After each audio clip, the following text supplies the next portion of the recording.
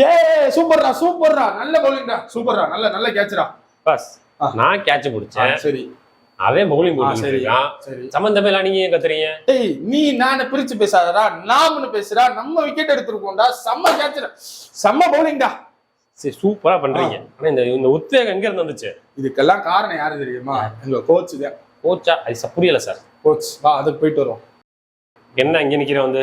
இல்ல அங்க யாரும் என்னை விளையாட்டுக்கு சேர்க்க மாட்டாங்க. என்னை வந்து ரொம்ப ராகிங் பண்றாங்க. எனக்கு கிரிக்கெட்டே பிடிக்கல. நான் வேண்டாம், நான் போயிடுறேன் பேசாம. அவங்க ராகிங் பண்றாங்களா? சரி உனக்கு ஒரு ஐடியா சொல்றேன். இப்போ நீங்க நடக்க போற மேட்சுக்கு நீ தான் கேப்டன். நான் கேப்டனா? ஏங்க என்னை அவங்க பேசவே விட மாட்டாங்க. என்னை பேட்டிங் பவுலிங் எதுவுமே பண்ண விட மாட்டாங்க. எல்லாமே சீனியர் பிளேயர்ஸ். நான் எப்படி அவங்கள போய் கேப்டன் பண்ண முடியும்? நான் சொல்றதை கேளு. நீ கேப்டன் பண்ணு. அவங்க பண்ற ஒவ்வொரு விக்கெட்டுக்கும், அவங்க பிடிக்கிற ஒவ்வொரு கேட்சுக்கும், அவங்க அடிக்கிற ஒவ்வொரு 100க்கும் நீ செலிப்ரேட் பண்ணு.